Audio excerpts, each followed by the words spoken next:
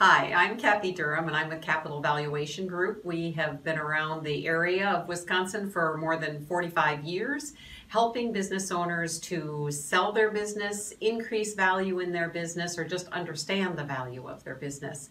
And I'm going to be teaching an SBDC course, and I'm hoping that you'll come. Because there's a real misunderstanding in the marketplace about businesses, closely held businesses. And that misunderstanding is that it's believed that you would value a closely held business or privately owned business by simply taking the financial statements and applying a multiple to some earnings level on that income statement. And frankly, nothing could be further from the truth for valuing a closely held business. That is how the publicly traded world works, but we all know that our businesses, our closely held businesses that we own, are much, much different than a publicly traded company. So there's so much more to a closely held, smaller business. They're very, very dynamic. And while financial statements certainly represent the quantitative part of a valuation, what we're interested in as well would be the qualitative factors of your business. So things like, what would a savvy buyer, an educated buyer, be looking for if they came to look at your business?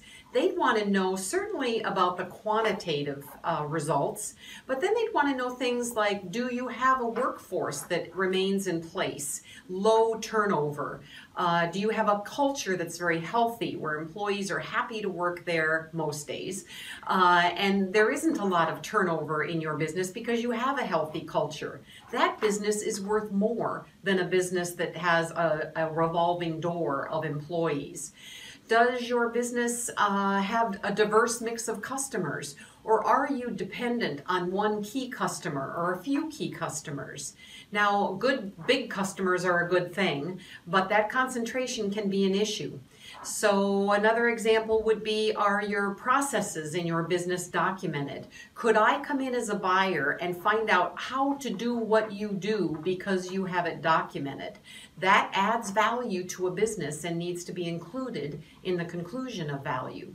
So those are just a few of the many qualitative factors that a buyer would look at and that certainly need to be considered when we're looking at business valuation. Here's a quick look at what we're going to cover during our time together.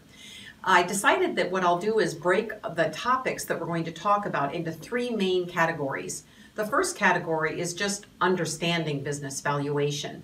We'll consider not only the approaches that tell us how do we value a business correctly if it isn't by applying a multiple times some earnings figure, that we will also be talking about, is your business saleable or transferable?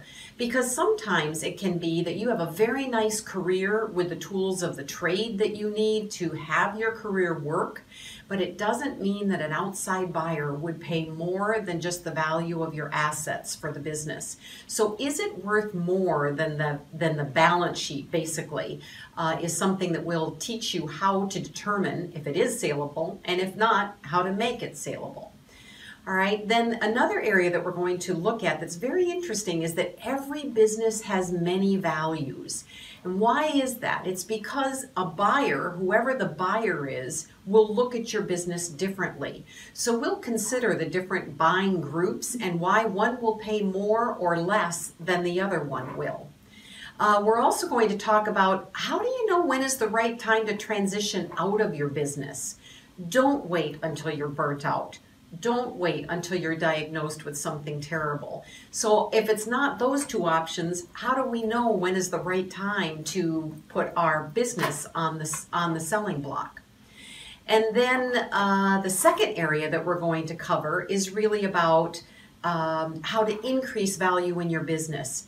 Many business owners, and we've worked with, frankly, thousands of them over our 45-year history, many business owners think their business is worth more than it actually is. So once we understand how to value the business, the second section will be on, all right, how do we increase value in this closely held business? And then the third section is going to be on buy-sell agreements, and we call it the anatomy of the buy-sell agreement. Because if there was ever an agreement or a document that is critical to you as a business owner, if you're not the only owner. If you're the sole owner, a buy-sell agreement doesn't really apply. But if there's more than one owner, a buy-sell agreement defines how do we get out of business together? Because you won't be in business together forever. But there are really 6 reasons why one of you will leave the business. And yet most buy-sell agreements only talk about death and disability. So we'll talk about those triggering events and what are the valuation provisions, or those paragraphs that talk about if and when one of those triggering events occur, how will we value the company? No other document will be as important to you in your entire career as this one if you are an owner of a business with more than one owner. So I look forward to seeing you, and I think that we'll talk about some pretty interesting topics that you'll both enjoy and walk away grateful that you've heard.